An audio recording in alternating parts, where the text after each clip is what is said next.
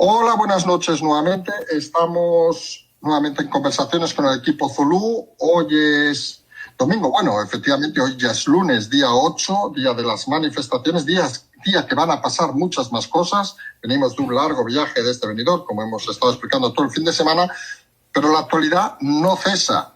Y vamos rápidamente a centrarnos para no equivocarnos. Primero, buenas noches. Hola, buenas noches, ¿qué tal? Vamos a centrarnos primero en el tema que creemos que va a ser va a ser la estrella de la semana y no va a ser en las manifestaciones del 8M, sino va a ser mañana el levantamiento de la inmunidad de Puigdemont en el Parlamento Europeo. Recuerden, votación a las 6:30 y los datos se comunican, entre comillas, oficialmente el martes a las 9 de la mañana. ¿Cómo vemos ese escenario? Bueno, buenas noches de nuevo. Vemos el escenario que va a tener una profundidad no solo a nivel nacional, por el tema especialmente de la formación de gobierno de Cataluña, donde parece ser que ya hay dos bandos establecidos. Por un lado, el PSOE intentando encontrar la forma de aunar apoyos, y por otro, el lado independentista, donde parece que la CUP está tomando la delantera en cuanto a ser la parte clave del asunto, como han podido ver a lo largo de la semana. A nivel nacional, obviamente, todos sabemos las circunstancias del Congreso y las tensiones que hay y la forma de trabajar de estos partidos independentistas. Y obviamente a nivel europeo, no solo en Bruselas, sino bueno, para todos aquellos partidos de corte independentista o nacionalista o regional que hay en Europa, que hay bastantes, porque bueno, se marca un antes y un después, se asienta un precedente donde en el ejercicio de sus funciones un parlamentario de la Unión Europea pierde la inmunidad porque así lo ha decidido el gabinete jurídico de la propia institución, y mañana, como comentas, a las 6:30 se realizará la votación. Podemos encontrar un escenario donde el PSOE, a nivel de los miembros españoles del Grupo Socialista Europeo, bien se abstengan por no subir la temperatura en la carrera de San Jerónimo, o donde pueden ponerse las cartas sobre la mesa y decidir efectivamente la expulsión de Puigdemont del Parlamento. Parece ser, sin ningún tipo de dudas, que va a salir.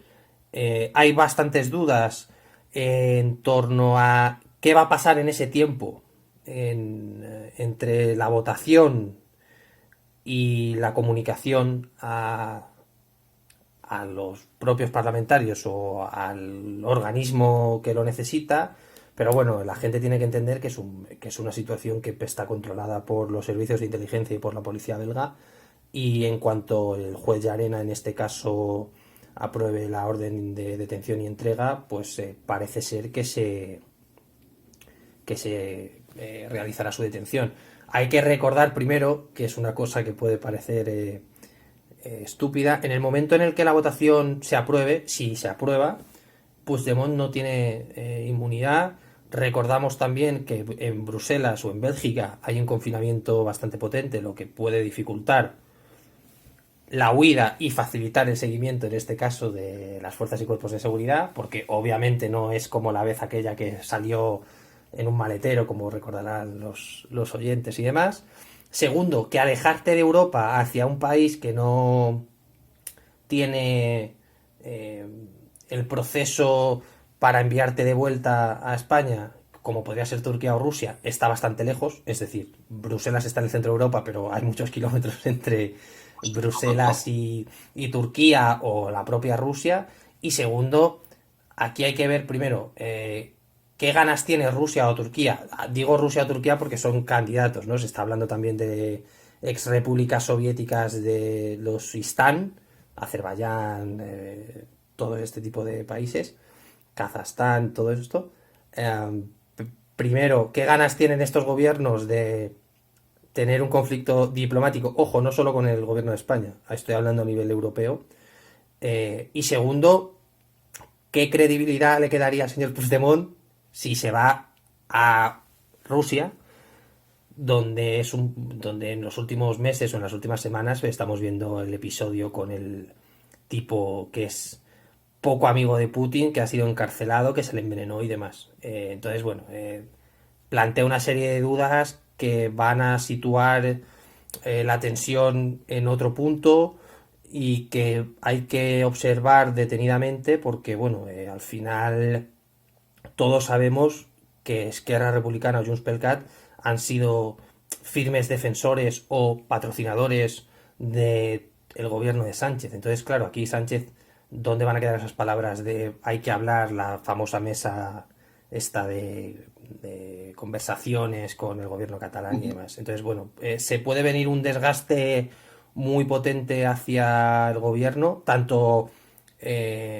al PSOE como a Podemos, porque aunque Podemos diga que no, está en el gobierno, y, y hay que ver porque también Esquerra Republicana puede sacar rédito y la CUP a nivel catalán. Estoy hablando de la formación de gobierno. Entonces, bueno, se avecina una semana interesante. Puede acabar como acabó en Alemania el señor Puigdemont detenido o podemos estar a las puertas de ver pues una película B, si se me permite, de espías donde alguien se intenta escapar y a saber qué hace. Entonces, bueno, yo recomiendo a la gente que esté pendiente del asunto porque seguramente nos regale un buen rato.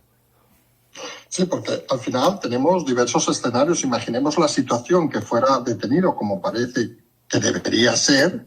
Claro, aquí se abre un nuevo escenario, que es qué pasaría en Cataluña, que lo comentábamos ayer. Parece que a pocos días de crear un gobierno supuestamente independentista, quemar la calle no sería la mejor entrada. Y en todo caso eso incluso podría beneficiar, como decíamos ayer, a partidos como el socialista, por ejemplo, que intentaran mediatizar a Esquerra Republicana, que muchas ganas tiene de separarse de la figura de Puigdemont, a intentar buscar un consenso, digamos, alejado de Junts per Cat. Es decir, que se puede montar un escenario, como decías, o una película muy diferente a la tranquilidad que estamos viviendo a pocas horas de esos acontecimientos. Sí, además, un ejemplo muy sencillo. Ayer por la noche no hubo disturbios. Y hay mucha gente que dice, Correcto. bueno, no ha habido disturbios porque la gente se ha cansado. Es verdad que hay mucha gente que se ha sorprendido esta semana por la detención de la chica italiana que quemó, bueno, trató de quemar a los guardias urbanos y la gente se sorprendía de la existencia de elementos extranjeros foráneos en las manifestaciones. Digo esto porque no solo son los chicos de Arran, los cachorros de la CUP, sino que, y de Esquerra, sino que hay elementos externos. Dicho esto, obviamente, sin ir más lejos, la CUP está empezando a hablar o a posicionarse, por ejemplo, para presidir el Parlamento. Entonces, es una entrada en las instituciones muy importante para un partido como CUP, ¿no? Entonces, no les interesa la violencia. Obviamente, como bien mencionabas, al PSC le puede interesar que haya una subida de temperatura a nivel de la calle. Y hay gente que tú bien sabes está volviendo a plantear, oye, ¿qué pasaría si Junts per Cat, Esquerra Republicana y la CUP no llegaran a un acuerdo? Estaríamos hablando de otras elecciones. Y es verdad que la gente tiene que saber que el proceso para convertirse en presidente de la Generalitat es algo complicado porque si no hay nadie en la primera vuelta hay como una segunda vuelta con mayoría simple y dependería de la mesa del Parlamento. Es decir, hay muchas opciones de que no haya que llegar a ese escenario de las futuras elecciones o de las posibles elecciones en el futuro. ¿Qué pasaría? Aquí la calle es un combustible y es un acicate para posibles cambios. ¿A quién beneficiaría que la calle siga ardiendo a día de hoy? A la CUP estamos de acuerdo que no. A Junts per Cat tampoco. Máxime cuando puede tener la publicidad, si así se quiere entender, de todo el asunto Puigdemont, que todos sabemos, estarás de acuerdo, que van a utilizar de la Unión Europea ha dado un golpe a la democracia o a la voluntad política del pueblo cuando dice que el ideario europeo se basa sobre las regiones. O sea, entre tú y yo, todos sabemos, o por lo menos desde el equipo Zulu, todos sabemos hacia dónde va la charla. Y luego Esquerra Sí, sí, Republicana, correcto. luego Esquerra, Sí, que sí, perdona, correcto. Creemos aparte de que la CUP, ay, perdón, Junts per Cat, le encanta jugar a eso de dejar al mártir ahí tirado, vamos a decirlo así claro, y decir, nosotros por la democracia vamos a intentar consensuar un gobierno nuevo para trabajar y la culpa es de Europa. Total, es lo que iban haciendo todo este tiempo. Es decir, que la Junts per Cat, como dices, parece que no quieran incendiar la calle. No, no sería positivo. Aparte, tocan dinero y tocan efectivamente, poder. efectivamente. Y luego, por ejemplo, nos encontramos, y además has puesto un ejemplo perfecto, Esquerra Republicana seguramente haya hecho con Junqueras una estrategia mucho más arriesgada, pero mucho más positiva en cuanto a los temas de comunicación, que ya sabemos que nos gusta mucho hablar de ellos, donde Junqueras se quedó y, ¿cómo puedo decirlo? Asumió sus actos, ¿no? Entonces, claro, al final, ¿quién es más legítimo para defender la causa? El señor Puigdemont viviendo de lo que todos sabemos que vive en Bruselas, dándose la buena vida. Pongo un ejemplo muy sencillo. Hay un restaurante muy conocido en Bruselas que se llama Bell Queen, que es un restaurante que está en un antiguo banco de la ciudad belga. Y este tipo va allí una vez a la semana y no es un restaurante de 30 euros por persona, es de 70, ¿no? Entonces, eso, o un tipo como Junqueras que ha estado en la cárcel, ha estado en prisión y demás, o Cuixart, o todo este tipo de personas. Entonces, claro, al final, Junts per Cat está en una situación un poco también de a verlas venir, ¿no? Y bueno, Esquerra Republicana yo creo que todos estaremos de acuerdo que se ha subido al carro de la gobernabilidad y que parece ser el partido que a priori para el conjunto social del independentismo, a pesar de sacar los mismos escaños, parece representar mejor la idea republicana propiamente dicha de Cataluña, porque parece ser el único partido con la CUP que no ha cambiado su discurso. No sé si me Sí, explico. sí, correcto. Parece que asumen aparte lo que han hecho, a diferencia de la huida, digamos, de Puigdemont. Algunos vemos en ese aspecto, quizá incluso lo que decíamos, el aprovechamiento, digamos, si se quemara la calle de medios, incluso yo diría de medios de comunicación que fomentarían, incluso estos empresarios que se han movido en los últimos días, que fomentarían, digamos, y apretarían a Esquerra Republicana para que hiciera algo así como un gobierno, llámenle, de concentración, digamos, ante la gravedad de los asuntos. Y aquí hablamos con crudeza, incluso si hubiera algún muerto, decir, oiga, esto no puede continuar.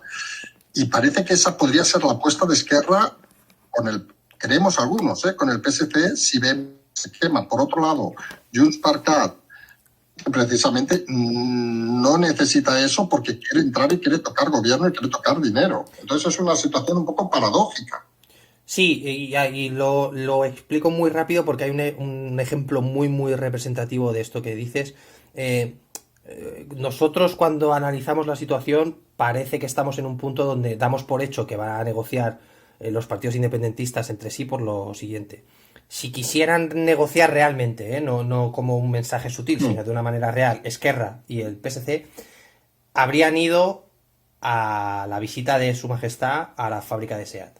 Si nos fijamos, no hay ningún representante de la Generalitat actual que haya ido, ¿no? Y eso es un mensaje hacia ese lado del Parlamento que se identifica como independentista. Entonces, eso también es una forma de decir en alto, pero muy sutilmente, a la vez, el no estamos con su majestad, estamos con vosotros. Os necesitamos, nos necesitamos. Entonces, nosotros consideramos que de ninguna manera no va a salir un gobierno independentista. Ojo, aquí hay que ver, como dices, quién se desgasta más. Esta es la clave. Correcto. De los Sí, sí, tres, parece que va a ser una guerra de desgastes a sí. partir de mañana y la clave al final será si efectivamente queda o no queda detenido durante mañana o pasado mañana Puigdemont y la reacción que veremos en las calles, en las calles que al final en este país, en Cataluña, en España, las calles sabemos que es lo que fomentan los medios y los medios fomentan lo que alguien les dice que fomenten. Y Absolutamente. veremos a ver, la reacción de las calles creo que nos puede dar una pista de hacia dónde iremos. Sin duda. Aquí sí que va a ser un buen punto a contabilizar o a cuantificar la calle. Es decir, como dices tú, la calle al final siempre ha sido un altavoz, pero es verdad que hay movimientos populares que se ve que son politizados, y en este sentido la calle es una buena muestra, es una buena placa de Petri, por así decirlo, de lo que puede pasar o de lo que está pasando. Entonces, atención a la calle, atención a todos los acontecimientos que vayan a pasar, porque Barcelona esta semana puede ser o muy tranquila o tremendamente convulso. Entonces, esperemos que no pase nada, obviamente, y que, bueno, que tenga que pasar a nivel judicial lo que tenga que pasar, pero es una semana bastante compleja, la verdad. No. Sí, es una semana en la que estaremos atentos, también estaremos atentos, aunque la importancia creemos va a estar en este tema, a cómo se están desarrollando las relaciones, ahora hablamos hacia pasado, esta semana entre Podemos y el gobierno también es Podemos, entre Podemos y el Partido Socialista, incluido todo este tema que se ha acentuado con lo de las infantas, con los movimientos incluso de televisión, lo de las vacunas, hablamos, las declaraciones de unos y otros, las declaraciones de Montero, un poco todo este, no sé si la palabra correcta sería este follón a veces, que parece, da la sensación a veces de que parece que mañana van a disolverse, pero parece que a veces salen más fuertes de unas declaraciones con otras, aunque está claro que esta semana todavía no se han reunido Sánchez e Iglesias como hacían habitualmente. Sí, en este punto tenemos que ser muy claros. La cancelación sine die de la reunión entre Pablo Iglesias y el presidente, primero es un golpe en la mesa del PSOE, tal y como comentabas en una publicación de vía Twitter, creo que fue, donde básicamente el PSOE dio un golpe en la mesa diciendo, oigan, cuidado, Podemos... Es sorprendente la estrategia de comunicación que tienen cuando su líder, su máximo y adorado líder, es experto en comunicación política. Yo aquí tengo que ser y tenemos que ser como equipo críticos porque es absolutamente criticable.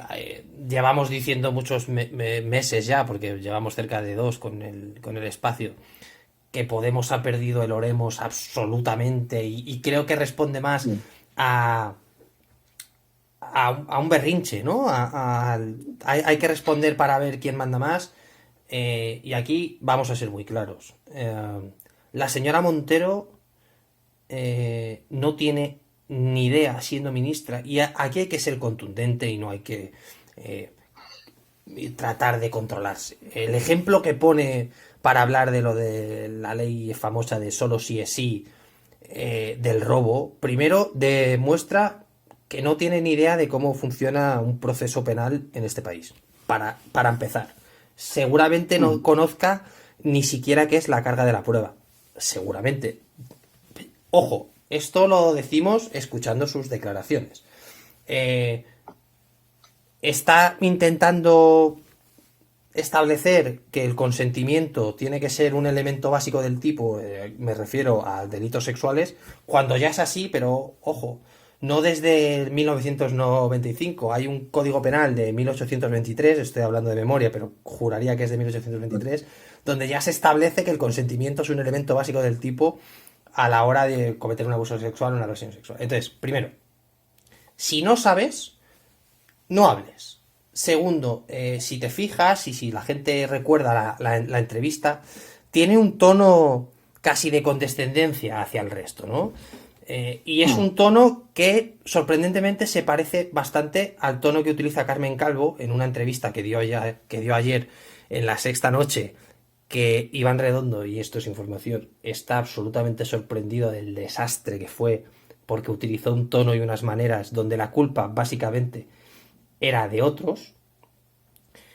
Tirar pelotas fuera. Sí, esto era esquivar los golpes y decir que bueno, que Ayuso era la más mala de la película, que no tenía ni idea de lo que hablaba y de que ellos eran unos seres de luz y que eran como los salvadores de la patria y de, bueno, en fin, una serie de temas que cualquiera que vio la entrevista... Yo hay una cosa que siempre recomiendo que es la gente tiene que ver los medios afines a la ideología contraria. Es decir, yo invito siempre a que la gente, si es de derechas, vea medios de izquierdas, y si son de izquierdas, vean medios de derechas, porque se ve pues un poco cómo bailan el agua, ¿no? Y cómo les hacen unas entrevistas dependiendo a quién. En esto, Ana Pastor, recordarás, es una absoluta profesional en aquellos años gloriosos de la primera y demás. Entonces, bueno, la situación de Podemos y el PSOE a día de hoy está muy afectada, muy, muy rota. Como mencionábamos la semana pasada, Podemos, y esto es un hecho y lo hemos comentado y lo sabes, está amortizado absolutamente. Es así, es un hecho. Y el comportamiento de Podemos responde en gran medida a ese conocimiento de la situación. Y bueno, el tema de las infantas, primero, aquí hay que ser consciente. Si el presidente no critica lo que dice su vicepresidente, pueden pasar dos cosas. O la coalición no es tal y no le interesa lo que diga su vicepresidente porque no le da importancia, lo cual es una muestra y una prueba de que la relación está rota. O dos, porque piensa lo mismo. Pero claro, alguien que ha defendido al monarca en sus últimas apariciones se entiende que es lo primero, no lo segundo. Y aquí con el tema de las infantas, muy rápido. Esto en Casa Real ha sentado mal en el sentido de que es verdad que puede ser considerada una torpeza, pero hay un problema. En Abu Dhabi, que es la capital de los Emiratos Árabes, tú, y digo tú como nosotros o los oyentes, pueden ir, están 3 semanas porque así se plantea y así invita la Consejería de Turismo de los Emiratos, si podríamos buscar una sociedad o una asociación que es así, donde tú te puedes vacunar. Es decir, la vacuna es de libre comercio. Y muy rápido quiero hacer un apunte. Como todo el mundo sabrá, cuando nuestros hijos son pequeños y demás, se vacunan. Hay una cartilla de vacunación y tú los puedes vacunar en lo público y en lo privado. Y parece ser que hay un intento del Estado sobre el tema de la vacuna que no pueda la gente decidir dónde se vacuna y que no pueda asistir a la sociedad privada a vacunarse, o incluso gente como Feijóo que está amenazando con multas de hasta de 600.000 euros por no multarte, ¿no? Entonces aquí lo de la libertad en pro de la salud pública está tomando un cariz un poquito, vamos a utilizar, porque así lo consideramos, fascista, ¿no? Entonces, aquí lo que ha pasado de las infantas es, ha habido un error de comunicación asumible, pero ellas han ido y, si te fijas, están diciendo no, por su posición se han podido vacunar, como dando a entender que si no fueran hijas de, no se podrían vacunar. Pero la realidad es que tú mañana coges un avión, te plantas en Abu Dhabi, estás en un hotel 21 días y te vacunas. Punto. O en Moscú, sin ir más lejos. Entonces, la gente tiene que entender que porque muchas veces hay que lanzar la pregunta, que lo lanzábamos un poco con el vídeo de la semana pasada de la chica esta. ¿Qué es polémica? ¿Lo que nosotros pensamos que es polémica o lo que los medios de comunicación piensan que es polémica? Y aquí lo que ha pasado es que alguien ajeno a la Casa Real, porque recordemos que desde el 2014 o 2015 no son parte de la familia real, son familia de, no familia real, se han vacunado como tú, como yo, como cualquier persona que nos esté escuchando puede hacer. Entonces, estos debates baladíes vamos a dejarlos de lado porque sinceramente no llevan a nada salvo a una crispación, yo creo, absoluta y necesaria. Sí, sería aquello que a veces denominamos como cortinas de humo para intentar evitar hablar de otros temas. Totalmente. Porque al final la realidad es la que es. Y hablando de esto que comentabas, de los viajes, efectivamente lo de Emiratos, algunos que hemos vivido por allí durante unos años, sabemos que, vamos, son 6 horitas de avión en Emirates, te plantas allá, te estás unos días y no tienes ningún problema. Pero fíjate la curiosidad, y aquí entramos en otra pregunta. Resulta que tenemos, el ejemplo que ha puesto algún medio, tenemos un primo en Toledo y somos de Madrid y no puede venir a vernos, tenemos un primo de Alemania, coge el avión, se hace la PCR y puede venir a vernos. Parece un poco ilógico que las limitaciones entre comunidades no hagan, por ejemplo, lo que se hace viniendo del extranjero. Oiga, si usted quiere ir del Toledo a Madrid, hace PCR y le dejamos pasar. Este cierre, este impedimento a la movilidad, que ya entraríamos si es constitucional o no, que el Tribunal Constitucional suponemos que fallará en el 2080, en el 2090 este ritmo, pero este enfoque de la Semana Santa que parece que acaba no contentando a nadie, porque al final es todo como complejo de entender. Sí, es complejo de entender, primero porque la base legal, como bien has mencionado, de lo del limitar la movilidad, entra en ese punto de que muchos consideramos que puede tocar ciertos derechos fundamentales. Dicho esto, aquí el principal problema es el siguiente. La gente recordará que hay un estado de alarma a nivel nacional. En ese decreto de estado de alarma, que insisto, puede ser un poquito inconstitucional, se plantea que los gestores en cuanto a la pandemia son las autonomías, respetando pues esa división política en autonomías del país. Entonces, claro, ¿qué ocurre? Primero, el Estado da la legitimidad para que cada comunidad autónoma decida por sí misma. Pero cuando decide algo que no le gusta, lo critica. Lo cual es como el perro del hortelano, ¿no? Ni deja, ni come, ni deja comer. Sí, Punto número uno. correcto. Punto número dos. El propio decreto tiene en cuenta una serie de excepciones, como ir a trabajar, que te permite entrar y salir de la comunidad. En el ejemplo de Madrid, no sé si en el de Cataluña, pero en el de Madrid, desde luego, imagino que en Cataluña, en la zona del Alto Ebro, se puede dar una situación similar. Pues sí. Pero bueno, sin ir más lejos, Madrid hay muchísima gente que vive en Guadalajara, Segovia o Toledo, muchísima gente. Ujú. Estamos hablando de 40 minutos si coges la carretera temprano y trabaja en Madrid. Claro, los controles no han existido de una forma real, ¿no? Entonces nos encontramos con unas limitaciones que no se controlan realmente. Y claro, tú puedes trabajar en Guadalajara y aquí la teoría de la gente es, no, el que contagia, y lo llevamos viendo desde el principio, es el de Madrid o es el de Barcelona, porque son las ciudades importantes de España, entonces son los que viajan, ¿no? Oiga, pero es que igual el que vive en Guadalajara lleva el virus a Madrid. No, no, no. Solo es de Madrid a tal. Y luego, yo lanzo una pregunta. Y una pregunta basada en tu comentario de, oiga, puedo ir a Alemania, pero no puedo ir a ver a mi primo en Ávila. Si Madrid se abre y las demás comunidades se cierran, solo puede ir el madrileño al extranjero o a Canarias. Si Canarias abre sus fronteras. Yo lanzo la pregunta. Es verdad que el madrileño tiende a irse fuera porque, ojo, mucha gente que vive en Madrid está hasta empadronada en Extremadura, en Murcia, en Andalucía, Sí, porque correcto. aquí hay una cosa que es como que todo el mundo está empadronado donde vive y no es así. A mí me gustaría saber qué piensa el canario que se dedica a la hostelería y tú vienes de Benidorm, que es una plaza que, como has podido comprobar, está absolutamente devastada. ¿Qué Sí, piensa correcto. ese hostelero de Benidorm o ese hostelero balear o ese hostelero de Sevilla? Y si le parece bien que el madrileño pueda ir a gastarse su dinero. Ojo, aquí recordamos que está establecido que si tú coges un avión, tienes que tener una PCR negativa. Entonces yo lanzo la pregunta. Si yo voy a Canarias, supuestamente tengo que presentar una PCR negativa. Primera pregunta. Ujú. ¿Hay esos controles reales? Vamos a ser honestos, no. Ni en estaciones, ni en aviones. Hablo Bueno, personal.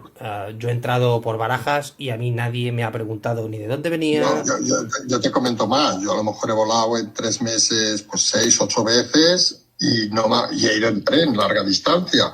Vamos, a mí no me ha parado ni una vez, yendo con los certificados y todo en regla, Ya. ¿eh? Pero nada, era cargar papeles. Entonces, claro, aquí volvemos a esa pregunta que nos hacíamos todos en octubre de, oigan, ¿a Madrid se le ataca de una manera objetiva? ¿O hay una suerte de contubernio para reprocharle según qué cosas? Ojo, si el gobierno ha dado autoridad a las comunidades autónomas para legislar como ellos creen, que dejen hacerlo. Es decir, si tú como Castilla y León, o como Castilla-La Mancha, o como Andalucía no quieres que la gente entre, primero, haz un decreto diciendo que la comunidad está cerrada y segundo, utiliza los medios que están a tu cargo para controlarlo. El problema es que tú no puedes criticar que el madrileño viaje. Hablo del madrileño porque es el debate que se está generando, no porque Sí, sí, correcto. pon a la Guardia Civil en Despeñaperros, hablando en plata, o en el túnel de Guadarrama o en Ocaña, para controlarlo. El problema es que no se está haciendo. Entonces, lo que tú no puedes hacer es culpar siempre al de fuera cuando tú tienes medios para que no entren y no entres. Entonces, al final aquí lo que está claro, y vamos a ser honestos, es una orden desde Moncloa. Y es así, es información donde parece ser que hay que atacar a los mismos de siempre y demás. Yo insisto, me gustaría, si cualquier oyente, cualquier espectador se dedica a la hostelería o algo relacionado con el turismo y reside fuera de Madrid o fuera de Cataluña, que opine, que piensa de que se pudiese viajar. Ojo, y aquí volvemos a la pregunta del millón. Si las medidas sociosanitarias que se están estableciendo funcionan, hablo de mascarillas, límite de personas y todo este tipo de situaciones, ¿dónde está el problema en limitar la movilidad? Porque si yo puedo tomarme una caña en Madrid, por esa regla de tres, siguiendo la normativa, me la podría tomar en Badajoz, o en Sevilla, o en Málaga. Entonces, si eso funciona, ¿por qué no se puede hacer en otro sitio? Es decir, el gallego que va, que sabes que han abierto esta semana la mano, bueno, la semana pasada y demás. Sí. Si el gallego se puede tomar una caña con mascarilla en Lugo, ¿por qué no se la va a poder tomar en Madrid siguiendo las mismas normas de personas en la terraza y demás? Entonces, claro, ya empezamos a entrar en un bucle de preguntas, si se me permite, un poco absurdas, porque la gente está empezando a estar harta y a no entender ciertas cosas. ¿Por qué unas cosas Claro, valen en Barcelona y no valen No, es que el ejemplo aparte es claro, es decir, ¿por qué invento, un grupo de gente puede ir de Alemania a Madrid a tomar unas cervezas solo con una PCR y un grupo de gente hasta de Guadalajara, técnicamente, aunque se hiciera la PCR, técnicamente les podrían multar? No tiene mucha lógica. Un ejemplo muy fácil. Hay cientos de vuelos, bastante número de vuelos que vienen de Francia. Francia tiene una incidencia acumulada ahora mismo 2 veces mayor que España. Vienen con una PCR. Y Madrid está absolutamente inundado de franceses. Un francés puede venir... Ojo, Francia tiene las fronteras cerradas. Nosotros no, porque no hemos querido cerrarlas, salvo a Sudáfrica y Reino Unido. Y resulta que un tipo de Guadalajara que vive en Azuqueca de Henares, que está a 12 kilómetros o a 10 kilómetros de la frontera física de Madrid, no puede tomar una caña en la Puerta del Sol, pero un tipo que vive en un banlieue de París o de Lyon o de Marsella puede venir a Madrid. Son preguntas, como tú dices, que cualquier persona que esté relacionada con el turismo o cualquier persona, independientemente de su trabajo, dirá, ¿qué demonios está pasando? Ojo, y nosotros podemos ir a otros países. Entonces, vuelvo a insistir, al final estamos llegando a un punto tan absurdo, yo creo que podríamos decir, o que no tiene un sentido. No sé, es todo bastante... Y ojo, Moncloa... Es bastante... Y Moncloa esto lo sabe. Sabe que empieza a haber a nivel social dudas, por así decirlo. Vamos ahora a un tema interesante. Nosotros siempre lo decimos, nos encanta la interrelación con la gente. Lo hemos visto estos días, por ejemplo, en Benidorm, pero lo hacemos habitualmente. Y hemos recogido una serie de comentarios sobre el último programa del domingo pasado para intentar buscar una serie de aclaraciones. Nos vamos a centrar en 2 puntos. El primero, ha habido gente que dudaba de cuando explicamos el tema de este Vox, que hay que reconocer que, por ejemplo, en el tema de los presupuestos, digamos, del COVID, por llamar de alguna manera, de los fondos de COVID, ha dicho el líder Santiago Abascal el otro día de que si hubieran sabido la información del Consejo de Estado probablemente no se hubieran abstenido, por lo cual se aprobaron. Pero había dudas, por ejemplo, sobre el tema del Poder Judicial. Nosotros informamos de que había habido alguien del partido que había comunicado su intención de intentar entrar en esa negociación y había mucha gente que nos ha preguntado. ¿Podemos aclarar este punto? Sí, además nos gustaría agradecer desde aquí que la gente haga preguntas que se pueden responder, porque es verdad que es una pregunta concisa y sobre un tema que, como tú sabes, tratamos de ser apolíticos, es decir, analizar todo desde un punto de vista neutral y objetivo, y muchas veces da la sensación de que atacamos a ciertos partidos en concreto cuando no es así, ¿no? Pero es verdad que es una pregunta muy buena, que básicamente lo que decía era que si podíamos dar la información exacta de ese esa noticia, ¿no? Donde parecía ser que Vox había solicitado reiniciar las negociaciones del Consejo General del Poder Judicial, que no lo hemos mencionado, pero bueno, ahí sigue el tema bastante tenso y veremos esta semana, se vuelven a reunir el jueves.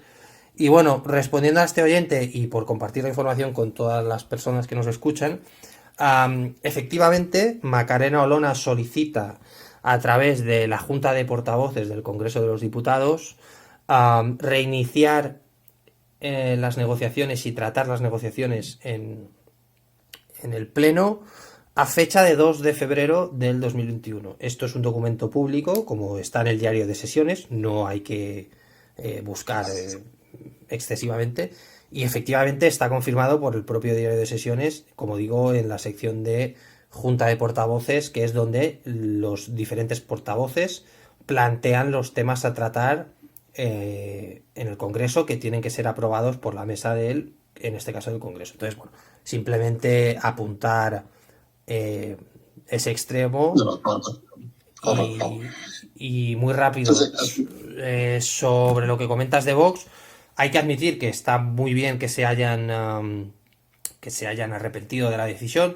Desde este foro nosotros, el equipo Zulú, dijimos que entendíamos que se hubiesen aprobado los presupuestos con la abstención de Vox porque veíamos necesario que así fuese, pero es verdad, y hay que reconocerlo, que una vez entendido y una vez leído el informe del Consejo de Estado, no hubiese salido aprobado de ninguna de las maneras si no llega a ser por Vox. Entonces, bueno, simplemente cuando hay que entonar el mea culpa se hace y no pasa absolutamente nada.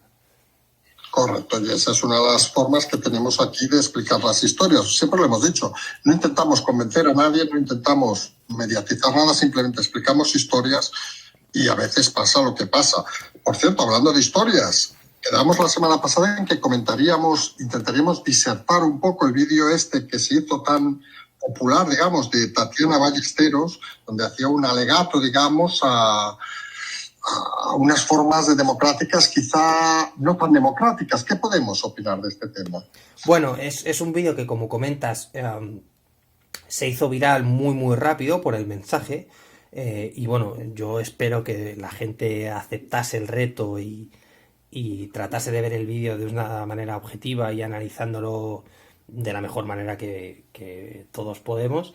Y bueno, simplemente apuntar una serie de hechos y de elementos que creo que pueden ayudar al oyente a darse cuenta de que no es oro todo lo que reluce y de que cuando tratamos con información en el día de hoy, sobre todo de fuentes abiertas, hablo de redes sociales y demás, hay que ver todo con cierta perspicacia o con cierto, no quiero decir rechazo, pero con una suerte de cuidado, ¿no? Entonces, bueno, muy muy rápido.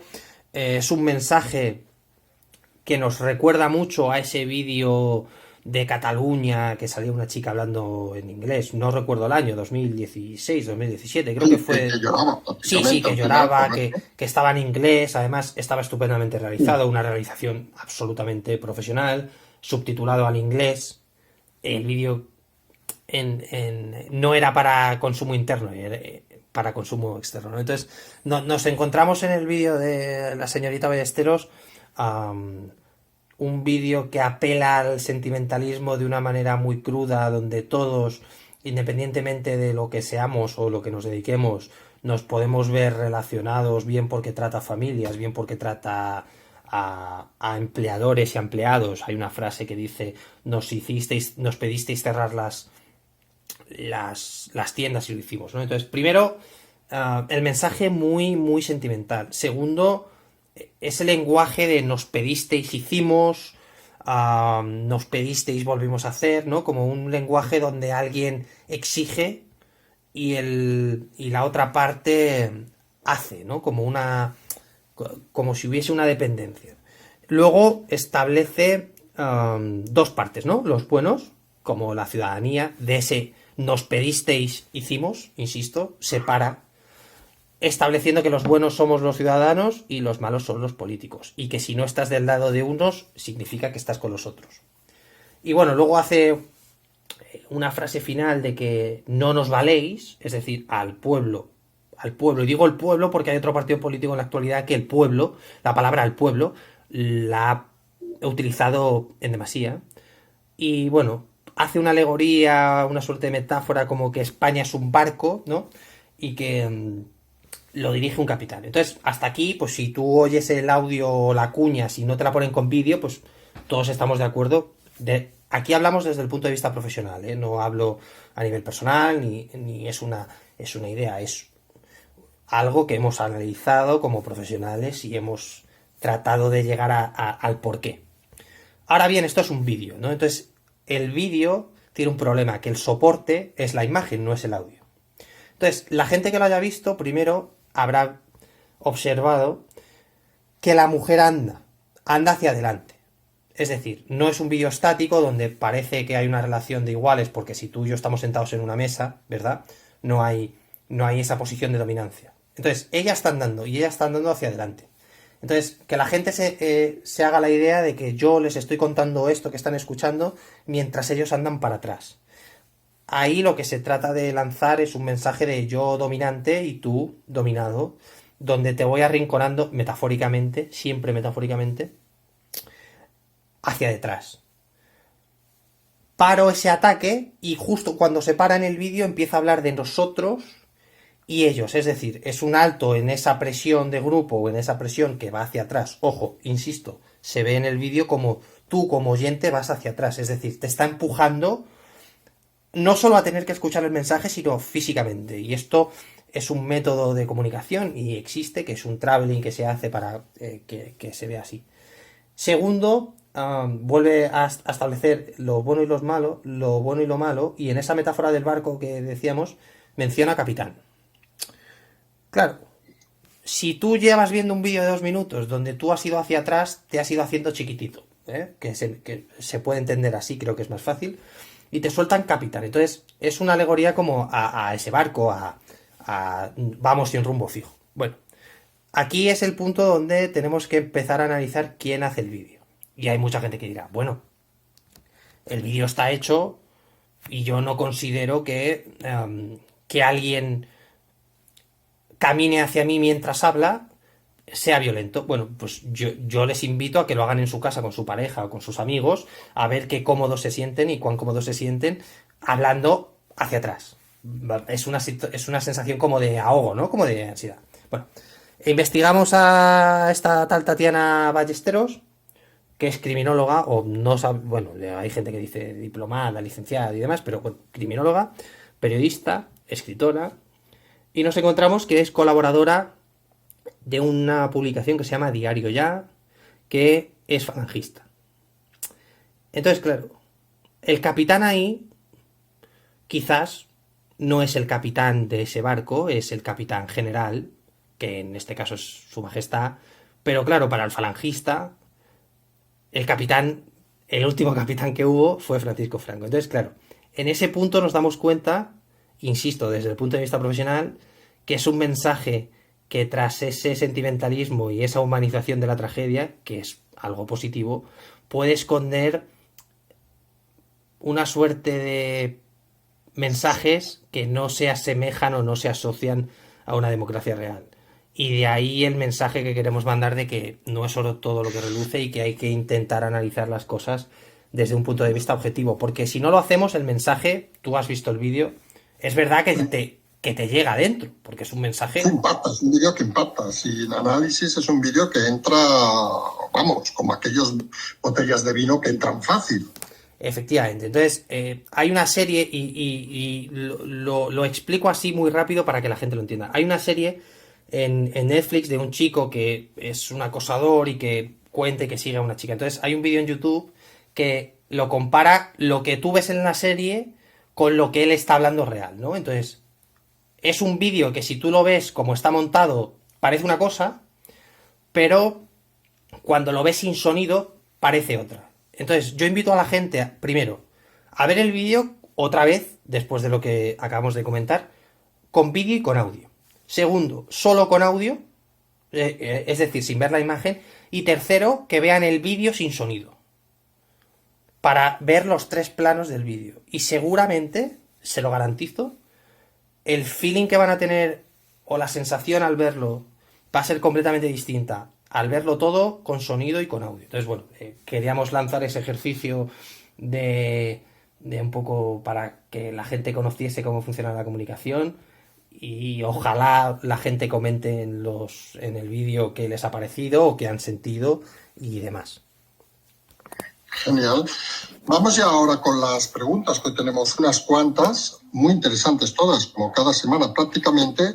Y vamos ya sin dilación, si te parece, a empezar con la primera, donde hemos agrupado, digamos, 3 preguntas de diversas personas que se centraban en una noticia que había salido en OK Diario, vamos a citarlo, donde indicaba algo así que había rumores de que Carmen Calvo estaba diciendo a su círculo cercano que en octubre podría haber elecciones, o sea, de aquí aproximadamente 8 meses. Bueno, lo que nos gustaría recordar primero, Carmen Calvo es esta señora que dijo la vida nos va en ello, marzo del 2020.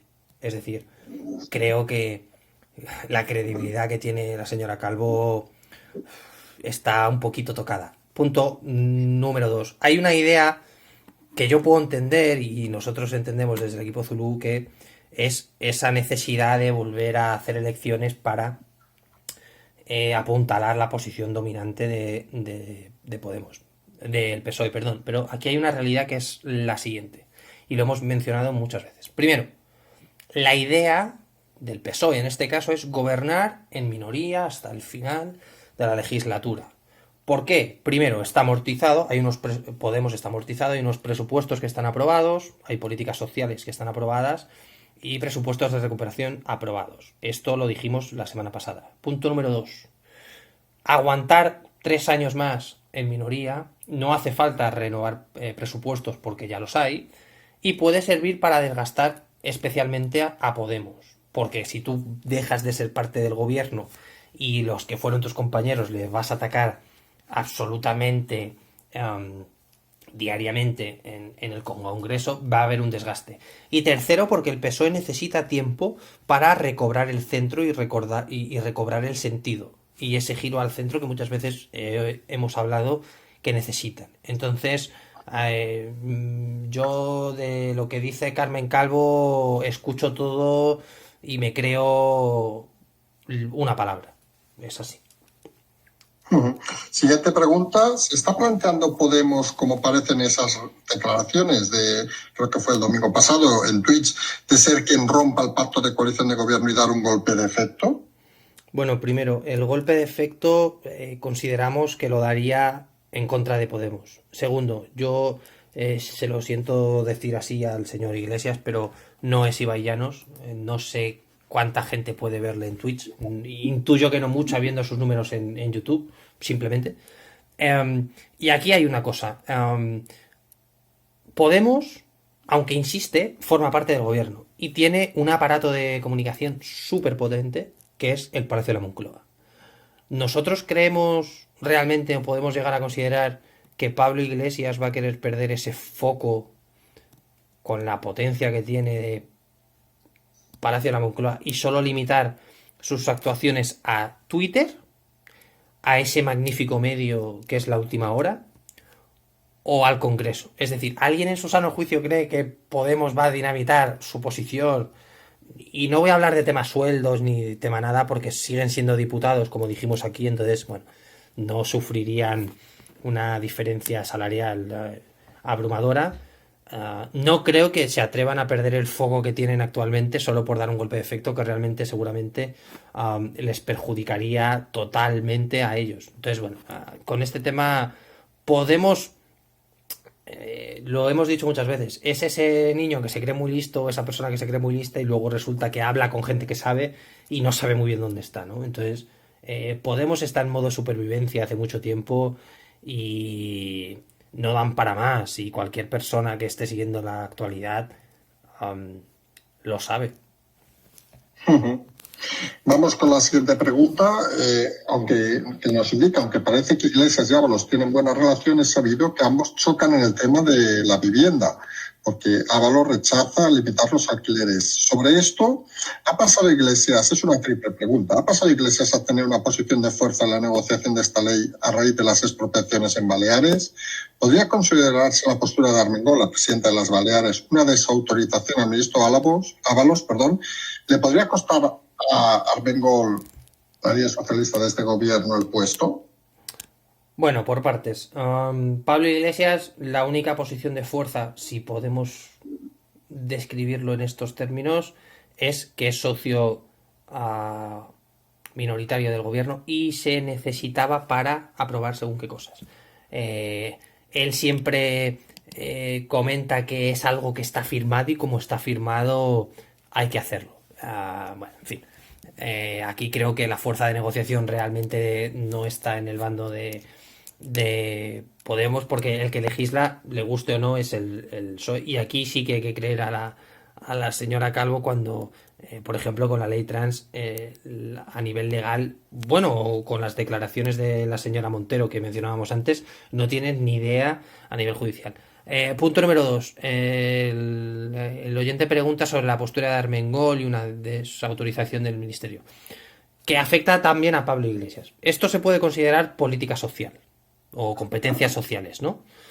Primero, hay un estado de las autonomías donde las competencias sociales, las políticas sociales, están cedidas a las comunidades autónomas. Esto, primero, pone, a Pablo Iglesias en un asiento que, como hemos visto, no sirve absolutamente de nada. Es decir, ser vicepresidente de Asuntos Sociales es un papelito con un maletín y ya está. Segundo, no es una desautorización porque la competencia reside en la comunidad autónoma. Entonces, aquí no hay ninguna otra forma de explicarlo. Y tercero, ¿podría costar el puesto a la líder socialista? Bueno, aquí hay que ser muy honestos, muy claros y muy sinceros. El PSOE gobierna en Baleares, al igual que, por ejemplo, en Valencia, en la Comunidad Valenciana, por los casos del PP, ¿no? Estoy pensando en Camps. Entonces, la que va a echar fuera a la señora Armengol es, primero, la gestión, porque el que gestiona es la comunidad autónoma. Segundo, el número de muertos y la decadencia económica que está sufriendo las Islas Baleares, que es tremenda. Y tercero, bueno, pues episodios como el de, oye, estoy de copas a la 1:30 de la mañana, la lío, viene policía local y digo que mi compañero le ha dado una borrachera tremenda porque, bueno, pasábamos por allí.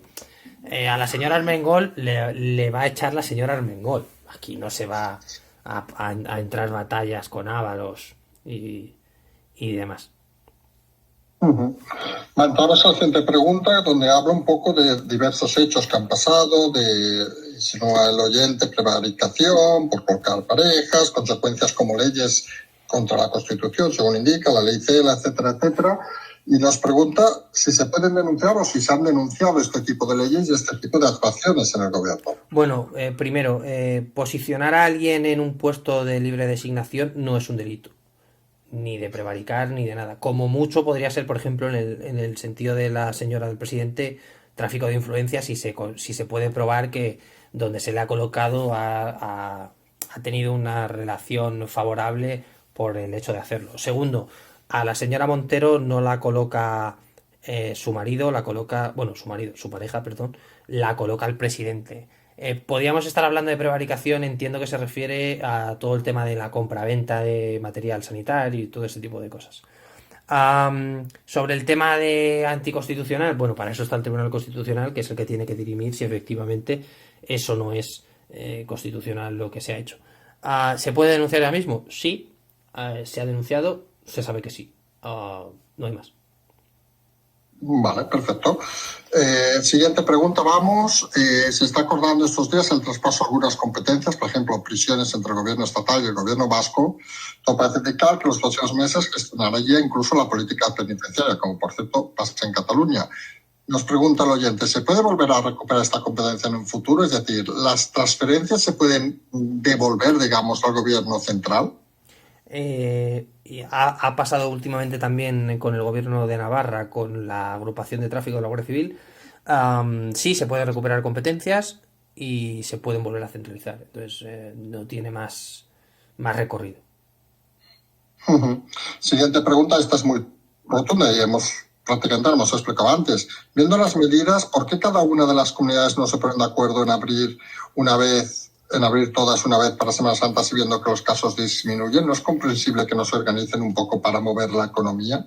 Bueno, como hemos dicho, hay un mandato por parte de cierto partido para hacer según qué cosas y segundo, la declaración de estado de alarma estipula que la gestión es de cada comunidad autónoma y que únicamente tiene que informar a nivel nacional de sus medidas, de las que están tomando. Entonces, no hay mucho más que rascar aquí. Es decir, si la comunidad autónoma no deciden, no están obligadas a hacer todas lo mismo, porque así lo declara el propio decreto.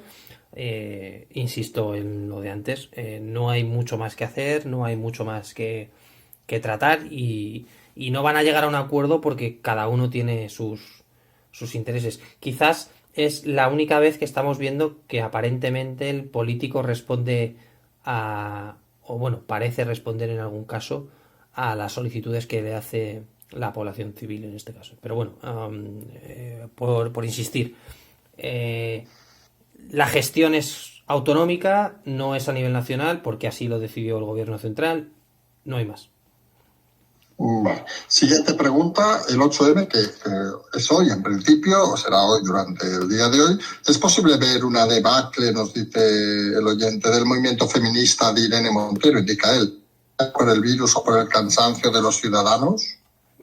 Consideramos que sí, que desde el punto de vista de la población, todo el tema del 8M, sobre todo hay otro oyente que lo menciona en una pregunta, el famoso vídeo que sacó la televisión vasca ETV, donde decía que no lo dijimos porque, bueno, creo que a estas alturas quien quiera hacer apología del feminismo, quiera apoyarlo, tiene mil maneras de hacerlo, pero ese feminismo malentendido que, por ejemplo, y digo feminismo malentendido por una cosa tan simple como las propias asociaciones de transexuales están criticando la formulación de la ley transexual. O sea, estamos llegando a este punto de sinsentidos, ¿no?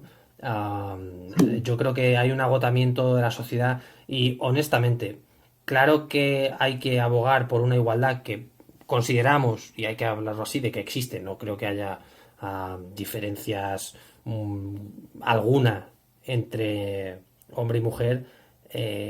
Salir a la calle creo que se ha convertido no en un movimiento feminista, sino en un movimiento politizado y solo representado por un partido.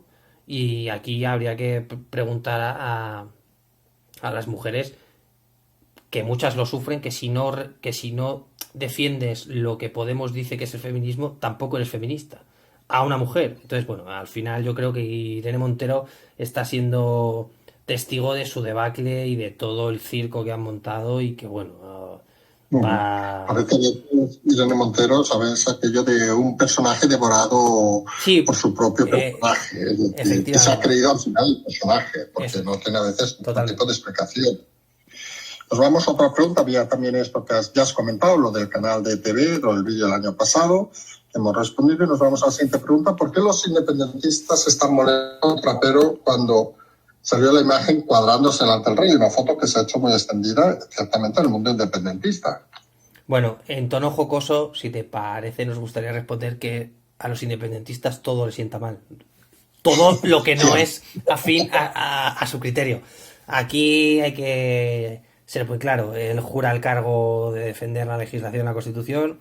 El jefe de Estado es su majestad y, como cualquier miembro de las fuerzas y cuerpos de seguridad, se tiene que cuadrar porque es el rey, no hay más.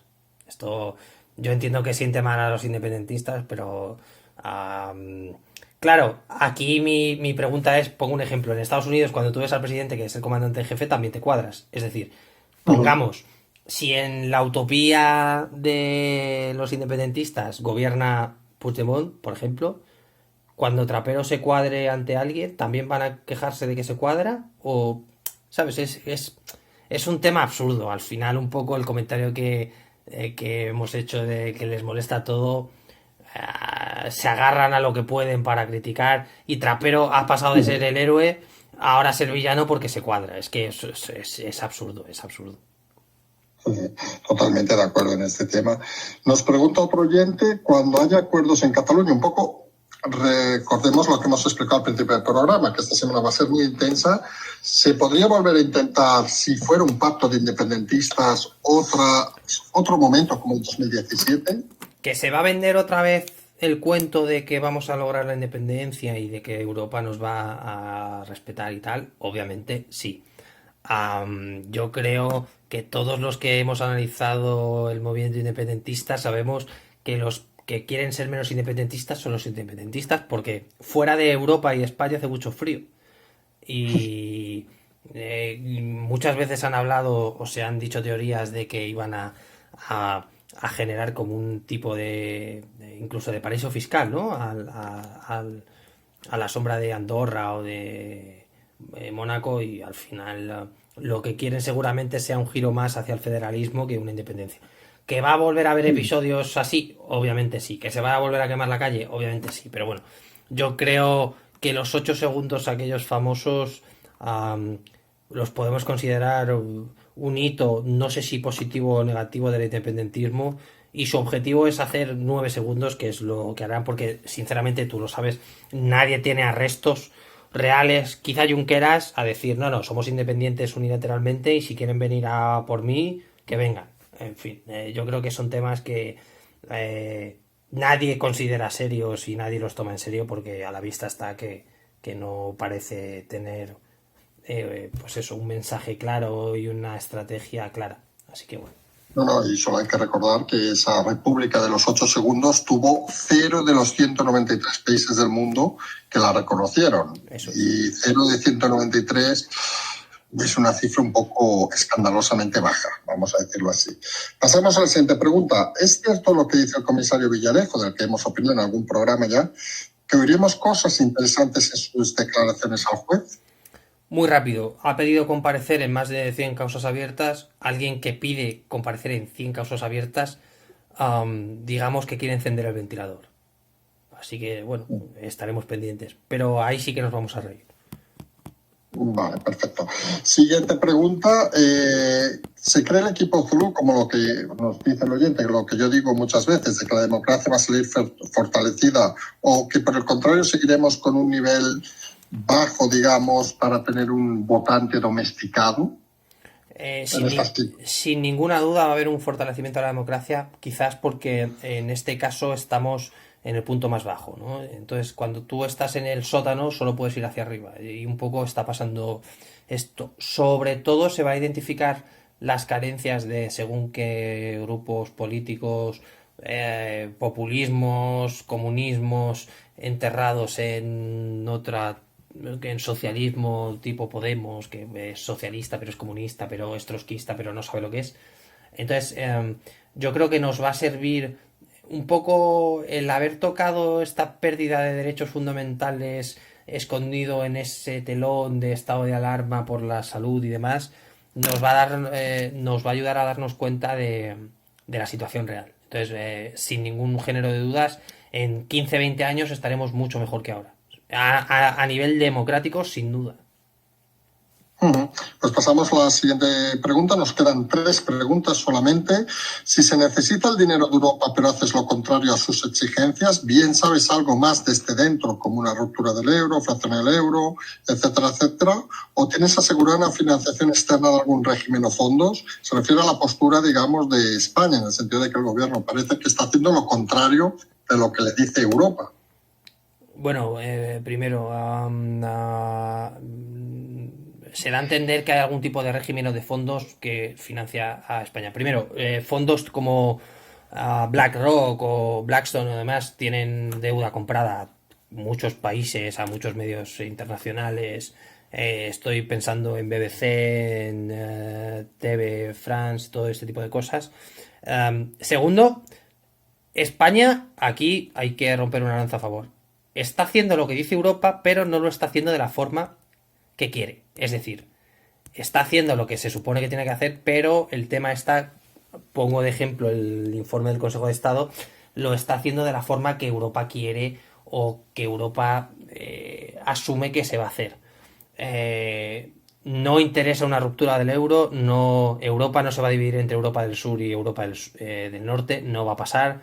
Hay muchos países de estoy pensando en el este de Europa, Polonia y demás, que defenderían a los que antiguamente se llamaban pigs, los países cerdos.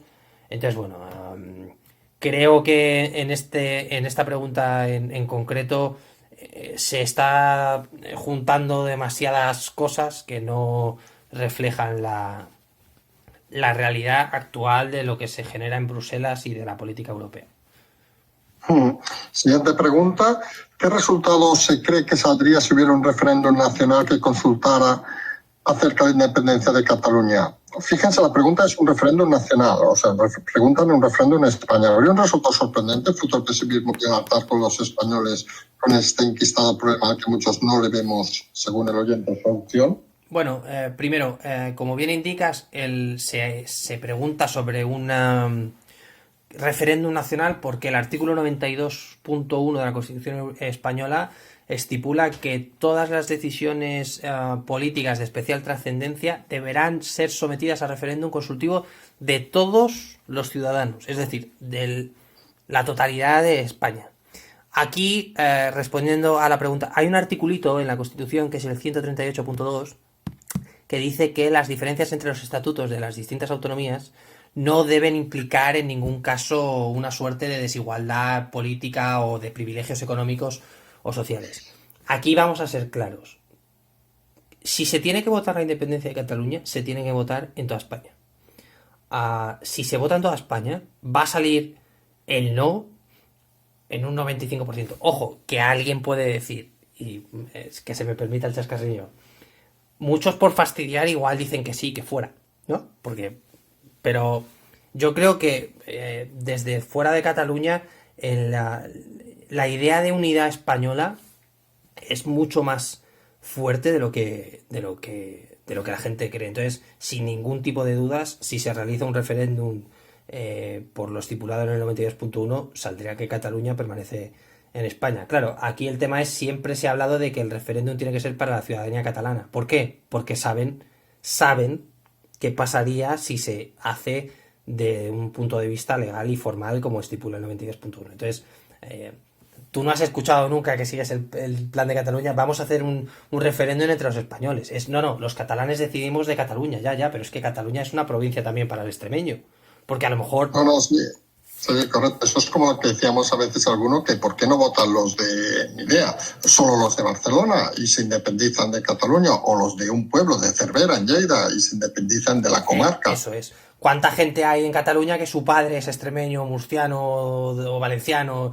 Entonces, claro, hay un sentido de unidad que la gente se pierde, pero vamos, saldría 90% que Cataluña es España, porque, ojo, cuando vas por España, y tú que has tenido la posibilidad de hacerlo, la gente siente Cataluña como suyo.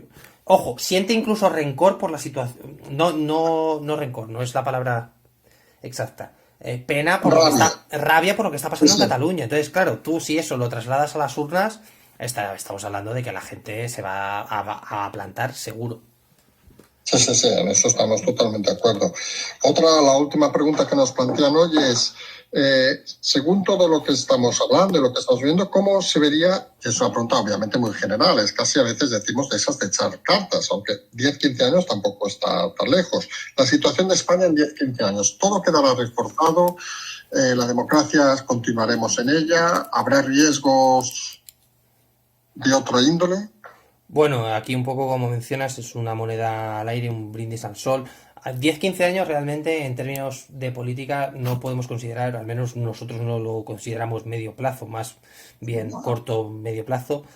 Primero va a haber un fortalecimiento de la democracia. Segundo, es posible que pasemos por un bachecillo económico de 2-3 años. Todo este tema de la Agenda 2030, aunque sea objetivo de la ONU, se va a quedar en agua de borrajas, especialmente porque se va a observar un nacimiento o un auge del nacionalismo, ojo, bien entendido, en el sentido de proteccionismo económico. Hablo en Europa, también sí se va a empezar a plantear una problemática con políticas como la PESC, la Política Exterior de Seguridad Común, o como la Política Agraria Comunitaria, porque los países van a entender que en situaciones de crisis la Unión Europea, hablo de Europa porque es lo que más nos atañe a todos, no tiene la capacidad de reacción que la gente espera. Pero España como país, partidos como Podemos van a desaparecer, absolutamente, lo hemos mencionado aquí, de que siguen sobreviviendo porque se han juntado con Izquierda Unida. Y bueno, la izquierda va a sufrir en el sentido de que el PSOE o cambia mucho las cosas o va a tener una situación realmente mala. Al final, lo hemos mencionado aquí muchas veces, Pedro Sánchez ha dinamitado el PSOE por enésima vez, pero lo ha hecho así. Y bueno, lanzar desde aquí un mensaje de esperanza de que va a haber épocas malas. Obviamente veremos a ver cómo salimos del estado de alarma y cómo pasamos el verano, pero que la gente esté tranquila porque no nos vamos a convertir en ese temor que tiene la gente de una Cuba, una Venezuela. Al final España está en la Unión Europea, tiene una posición global privilegiada y somos una nación que, aunque los gobernantes no estén a la altura, nosotros tenemos claro que la ciudadanía lo está y se está demostrando día a día. Entonces, calma y fuerza y para adelante. Sí, sí, lo que nosotros siempre decimos de que la gente debe estar animada. A veces hay días de golpes, de, vamos a decirle, de gracia. Por ejemplo, los que estamos o hemos estado o seguimos estando muy implicados en el tema de Cataluña, vemos con esperanza el día de mañana, lo que hemos comentado. Puede ser un día que haya alguna sorpresa positiva, incluso se hablaba en algún entorno de abrir una botellita de cava, incluso puede ser un buen día, que luego, seamos sinceros, y aquí entramos ya en la parte final del programa, que luego vendrán los jueces y decidan lo que decidan, pero en principio puede repetirse la situación como comentábamos de Alemania, es decir, que acabe siendo detenido Puigdemont, y eso, aunque sea una pequeña victoria principal, es importante.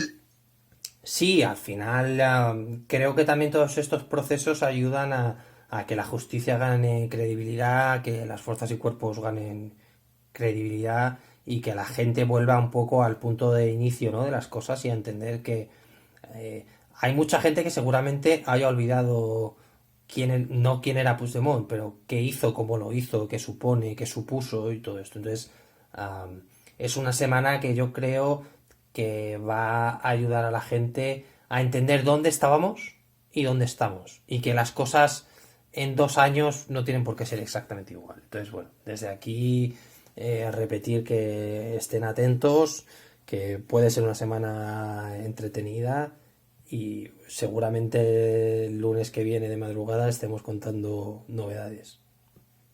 Perfecto. Pues como siempre, agradecer toda la participación en este programa, agradecer también a los oyentes. Buenas noches, lo primero. Muy buenas noches. Y nosotros, como siempre, nos emplazamos a mañana al segundo café. Hoy hemos acabado un poco más tarde de lo habitual, pero como siempre estamos intentando, aunque hayamos tenido una jornada larga de 4 o 5 horas de viaje de tren, estamos intentando los domingos mantener el programa y mantener la programación habitual. Como siempre decimos, pues nada, seguimos.